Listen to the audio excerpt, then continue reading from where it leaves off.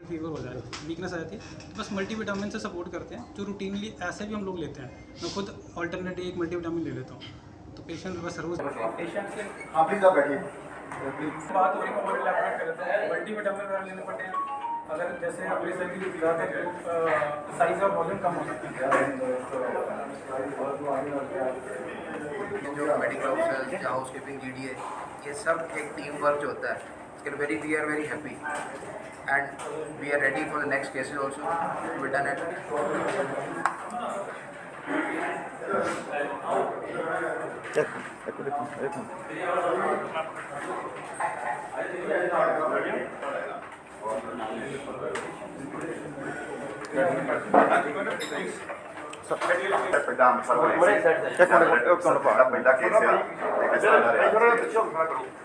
इससे पहले हुई है एक दो वर्कशॉप में शायद, बट अमृतसर में अभी सर्जरी रेगुलर अवेलेबल है।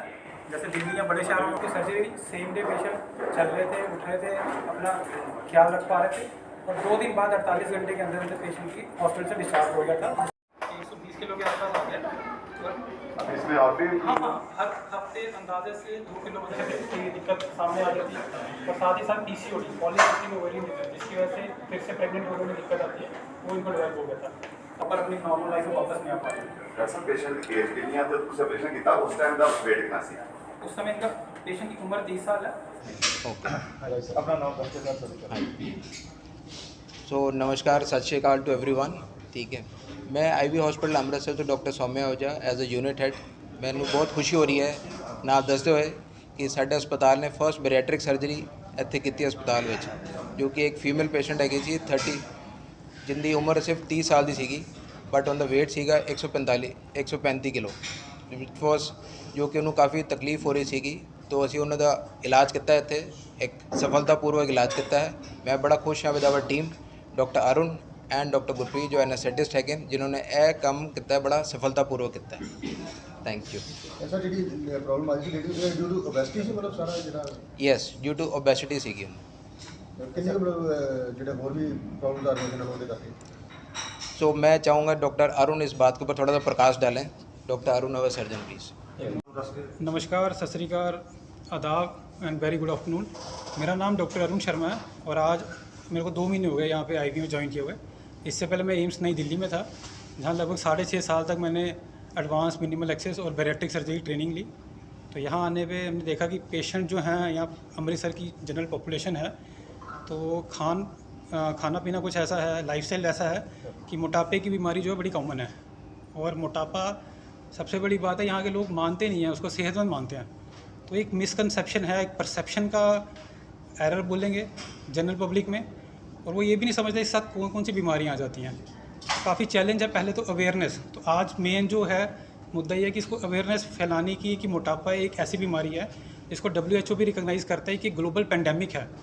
कोविड आया और चला गया, बट ये काफ़ी टाइम से है और बढ़ रहा है। आने वाली जनरेशन और छोटे बच्चे भी इसमें बुरी तरह से इससे प्रभावित हो रहे हैं, जो हमारा लाइफस्टाइल है जंक फूड का। और उससे प्रॉब्लम ऐसी होती है कि एक लिमिट तक तो ये कंट्रोल हो सकता है वज़न, पर जब बियॉन्ड लिमिट चला जाता है तो इसके साथ सांस की दिक्कत आना, जो आपकी जो वेट है आपकी जो फूड पाइप है उस पर स्ट्रेन डालता है। तो खासकर सोने समय, जैसे आप देखते हैं कि बड़े लोग खराटे लेते हैं, तो खराटे लेने के साथ साथ जब वो सो जाते हैं तो उनकी ऑक्सीजन लेवल कम हो जाता है, और ऑक्सीजन लेवल बॉडी में कम होने पे सारे ऑर्गन्स पे स्ट्रेन डालता है, इंक्लूडिंग हार्ट, लीवर, किडनी, बाकी ऑर्गन पे। और साथ ही साथ मोटापे के साथ जो चर्बी शरीर में जमा हो जाती है, इंसुलिन रेजिस्टेंस पैदा करती है, जिससे ये पेशेंट ज़्यादा प्रोन होते हैं शुगर के लिए, डायबिटीज़ के रिस्क ज़्यादा होते हैं। और डायबिटीज़ ऐसे जानते हैं कि कितने ऑर्गन्स को डैमेज करती है। लोगों की किडनियाँ फेल हो जाती हैं, आँखों की रोशनी चली जाती है, कई बार डायबिटिक फुट या उससे पाँव कट जाते हैं। तो ये सब दिक्कतें, इसके अलावा लीवर फेलियर का चांस ज़्यादा होता है। फैटी लीवर तो हम हर बार बड़े लोगों ने अल्ट्रासाउंड करवाया हुआ देखा कि फैटी लीवर हो जाता है, बट मोटापे में ये लीवर बढ़ के लीवर सिरोसिस हो जाता है, और अचानक से पता चलता है लीवर फेलियर हो गया। क्योंकि हमारा लीवर तब तक काम करता रहता है और नॉर्मल रिपोर्ट दिखाता है ब्लड में जब तक वो 70 to 75% काम कर रहा हो। तो जब 25% तक बच गया हो तब तक वो काम करता रहता है, बट अचानक से जब उसका एकदम शट डाउन हो जाता है तो लीवर फेलियर में चले जाते हैं, और फिर वहाँ पे इलाज रहता है लीवर ट्रांसप्लांट, जो एक बड़ा ही एडवांस और एक्सपेंसिव और डोनर की भी ज़रूरत पड़ती है। तो एक तो सांस की दिक्कत हो गई, शुगर की दिक्कत हो गई, लीवर की दिक्कत आ गई, इसके साथ वज़न के साथ स्केलेटल प्रॉब्लम्स, जो हड्डियों पे वज़न ज़्यादा पड़ जाता है, तो आपकी नी प्रॉब्लम, बैक एक प्रॉब्लम, ये सब साथ में आ जाती हैं। तो मोटापे को सिर्फ सेहतमंद समझ के लोग इग्नोर कर देते हैं, और ये 5-7 कॉन्स्टलेशन ऑफ डिजीज़ जो इसके साथ आ जाती हैं उसको भी इग्नोर करते जाते हैं। लोग अलग अलग दवाई लेते हैं बीपी के लिए, शुगर के लिए, बट मोटापे को ट्रीट करना सब ज़रूरी नहीं समझते। तो ये सबसे बड़ी प्रॉब्लम आ रही है यहाँ पे, जो चैलेंजेस मैंने देखे। जबकि दिल्ली में या बड़े शहरों में लोग ज़्यादा अवेयर हैं, दे सीक मेडिकल कंसल्टेशन कि हाँ जी मोटापे को, और उसके लिए आते भी, आगे भी आते हैं और इलाज भी कराते हैं। यहाँ लोग इस चीज़ के लिए थोड़े से अभी अवेयर नहीं है। और ये पेशेंट जो आई हमारे पास 30 साल की लड़की है, मैरिड है, एक बेटी है इनकी, 135 किलो वज़न था, और इन्होंने हर तरह की दवाई, हर तरह की पद्धति, हर तरह का जो ट्रीटमेंट था, मेडिकल मैनेजमेंट ट्राई कर चुके थे। वज़न कम हुआ मगर वापस उसी लेवल पे चला गया। इसके साथ इनको अस्थमा की दिक्कत थी, जो वर्सनिंग होती जा रही थी, सांस लेने में दिक्कत थी। Although she is a very active lady, otherwise इनका बैकग्राउंड स्पोर्ट्स से साथ रहा हुआ है, तो उसके बावजूद इनका वज़न बढ़ता गया, और फिर चलने फिरने में भी दिक्कत आने लगी वज़न की वजह से। और ये दूसरा बच्चा चाहते तो जिसके लिए इनको पॉलीसिस्टिक ओवेरियन डिसऑर्डर, जो PCOD, जो बड़ा कॉमन है खासकर मोटे पेशेंट्स में, मोटी बच्चों में, जो लड़कियां, यंग लड़कियां, जिसकी वजह से इनफर्टिलिटी रिलेटेड इश्यूज आ जाते हैं और फिर से कंसीव करने में दिक्कत आती है। तो इनिशियली ये पेशेंट गायनेकोलॉजी में आए थे दिखाने के लिए, because she wants another baby. और जब इनका पता चला कि PCOD और वेट ज़्यादा है, तब मेरे पास रेफ़र किया हमारी जो गायनेकोलॉजिस्ट डॉक्टर जगप्रीत, और तब जाके मैंने इनसे बातचीत हुई पेशेंट से, और ये अपने वेट से काफ़ी परेशान थे। तो अस्थमा हो गया, PCOD हो गया, और साथ ही साथ इनकी BP की दिक्कत भी बढ़ गई, जिसकी वजह से 2 या 3 टैबलेट्स ले रहे थे। तो फिर हमने प्रॉपर ऑप्टिमाइज़ करके बात करके इनसे सर्जरी का प्लान किया। पेशेंट बड़ी कोऑपरेटिव थे, और इनको हमने 6 तारीख को एडमिट किया यहाँ पे, इसी महीने की 7 को सर्जरी हुई। सेम डे पेशेंट चल रहे थे, उस दिन शाम को चलाया इनको पूरा, एक दिन वॉक कर रहे थे। अगले दिन से इनकी डाइट शुरू हो गई, और थर्सडे ऑपरेट हुई है 7 तारीख को, और 9 तारीख को सुबह छुट्टी हो गई है। तो विद इन 48 आवर्स पेशेंट घर चले गए थे, और आज सर्जरी को 15 दिन हुए हैं। आज वो आए हुए हैं, आपसे रूबरू करवाते हैं उनको, उनका भी व्यू लेते हैं। कहाँ से बिलोंग करते हैं ये पेशेंट्स अमृतसर से ही हैं, पंजाब के बैकग्राउंड ही है उनका, बट स्पोर्ट्स बैकग्राउंड है, और जॉब करते हैं, तो बाकी शहरों में भी काम किया इन्होंने। इनके हस्बैंड भी रिनाउंड स्पोर्ट्स पर्सन है। सो 135 पे आए थे हमारे पास। आज 15 दिन के बाद इनका वजन 120 किलो के आसपास है। She is very happy with her weight. इनकी BP की दवाई छूट गई है, जो 3 टैबलेट थी 0 पे आ गई हैं, और इनका अस्थमा भी इन्होंने दवाई बंद कर दी है, सांस की दिक्कत नहीं आ रही इनको। उसके अलावा PCOD तो धीरे धीरे जब वज़न कम होगा, इस सर्जरी में वज़न एक साथ नहीं कम होता। अचानक से वज़न किसी का भी कम होगा तो बहुत ज़्यादा वीकनेस आ जाएगी, तो वज़न धीरे धीरे कम होता है। ऑन एन एवरेज 1 से 2 किलो पर वीक कभी, और स्टार्टिंग में थोड़ा ज़्यादा होता है, बट ग्रेजुअली इनका जो टारगेट वेट हमारा है कि लगभग 6 से 9 महीने में ये 80 kg के आसपास, जो एक्स्ट्रा वेट है इनका 50, 55, 60 kg का, वो टारगेट किया हमने सर्जरी के दौरान। डॉक्टर साहब, क्या फैटी के लिए सर्जरी जरूरी है? नहीं, ऐसा नहीं है। एवेल्युएशन में पता चलता है वेट अगर ज़्यादा है और वेट की वजह से सब दिक्कतें आ रही हैं, आपके फैटी लिवर है, अल्कोहल एक अलग फैक्टर है जो यहाँ पे बड़ा प्रोमिनेंट है, तो पहले अल्कोहल स्टॉप करके, मैं हर पेशेंट को सर्जरी एडवाइस नहीं कर रहा। ये उन्हीं पेशेंट है जो एवेल्युएशन के बाद जिनको लग रहा है कि वेट भी एक रीज़न है, उसके साथ दूसरी कोमॉर्बिडिटीज़ हैं, और वेट के साथ साथ उनको सांस की दिक्कतें, ये सब प्रॉब्लम आ रही है। और वेट अगर ज़्यादा है, इसमें BMI देखते हैं, बॉडी मास इंडेक्स, जो हाइट और वेट की रेशो होती है, वेट और हाइट की रेशो होती है, उसमें ये होता है कि आपका अगर BMI 35 के ऊपर है तो इंटरनेशनली उसको मतलब गाइडलाइंस हैं उसमें, जो 1991 में आई थी, national institute of health UK London वालों ने निकाली थी, तो उसमें तो 35 के ऊपर BMI में रिकमेंडेड है सर्जरी। तो सर्जरी की एज वगैरह भी है अभी इसकी? नहीं, ऐसा नहीं है। इंडिया में 82 साल के बुजुर्ग ने भी ये सर्जरी करवाई है मैक्सिमम, और 12-13 साल के बच्चे, इनफैक्ट कुछ बच्चों में पैदाइशी मोटापा होता है। हमने एम्स दिल्ली में 1.5-2 साल बच्चे की सर्जरी भी की हुई है।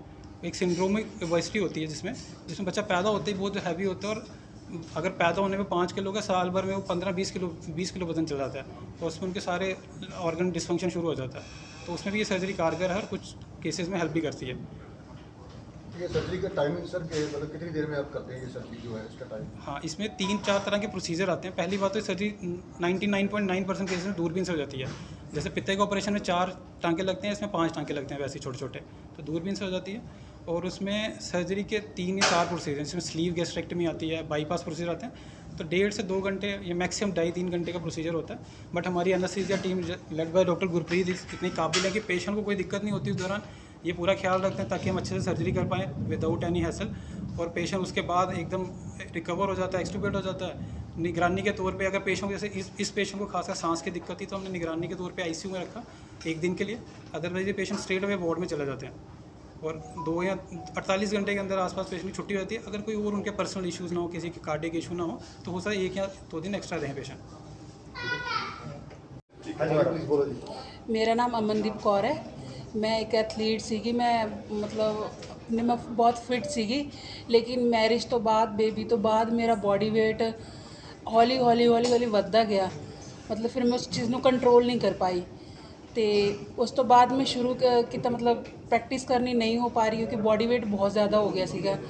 ਫਿਰ ਮੈਂ ਕਾफ़ੀ ਚੀਜ਼ਾਂ ਟਰਾਈ ਕਰੀਆਂ, ਹਰਬਲ ਲਾਈਫ ਦੇ ਪ੍ਰੋਡਕਟ ਯੂਜ਼ ਕਰੇ, ਮੋਡੇਰਾ ਕੰਪਨੀ ਦੇ ਪ੍ਰੋਡਕਟ ਯੂਜ਼ ਕਰੇ ਔਰ ਹੋਰ ਵੀ 1-2 ਕੰਪਨੀ ਦੇ ਪ੍ਰੋਡਕਟ ਯੂਜ਼ ਕਰੇ।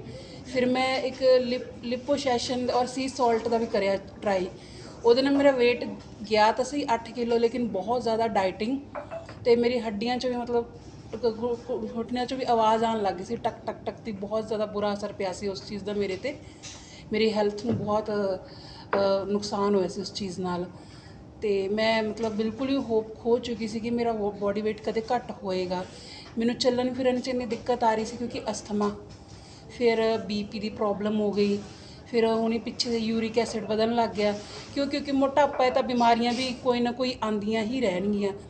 ਲੇਕਿਨ ਜਿਸ ਦਿਨ ਦਾ ਮੈਂ ਆਪਰੇਸ਼ਨ ਕਰਵਾਇਆ ਹੈ, ਮਤਲਬ ਉਸ ਦਿਨ ਮੈਂ ਸ਼ਾਮ ਨੂੰ ਐਡਮਿਟ ਹੋਈ, ਦੂਸਰੇ ਦਿਨ ਮਾਰਨਿੰਗ 10:30 ਵਜੇ ਮੇਰਾ ਆਪਰੇਸ਼ਨ ਮਤਲਬ ਹੋ ਗਿਆ ਸੀਗਾ। ਉਸ ਤੋਂ ਬਾਅਦ ਫਿਰ ਮੈਂ ਸ਼ਾਮ ਨੂੰ ਮਤਲਬ ਚੱਲਣਾ ਫਿਰਨਾ ਸਟਾਰਟ ਕਰ ਦਿੱਤਾ। ਉਸ ਤੋਂ ਬਾਅਦ 2 ਦਿਨ ਬਾਅਦ ਮੈਨੂੰ ਡਿਸਚਾਰਜ ਕਰ ਦਿੱਤਾ ਅਤੇ ਹੁਣ ਮਤਲਬ ਮੈਨੂੰ ਕੋਈ ਦਿੱਕਤ ਨਹੀਂ ਆ ਰਹੀ। ਮਤਲਬ ਮੇਰਾ ਬੋਡੀ weight ਜਿੱਦਾਂ 15 ਕਿਲੋ ਮੇਰੀ ਬੋਡੀ 'ਚੋਂ ਘੱਟ ਹੋਇਆ ਹੈ ਨਾ, ਤਾਂ ਮੈਂ ਐਕਟਿਵ ਵੀ ਹੋ ਗਈ ਹਾਂ। ਪਹਿਲਾਂ ਮੇਰੇ ਮਤਲਬ ਹੱਡੀਆਂ ਨੂੰ ਜੰਗ ਹੀ ਲੱਗ ਚੁੱਕੀ ਸੀ, ਮਤਲਬ ਕੋਈ ਕੰਮ ਕਰਨ ਦਾ ਨਹੀਂ ਹੋ ਰਿਹਾ ਸੀਗਾ।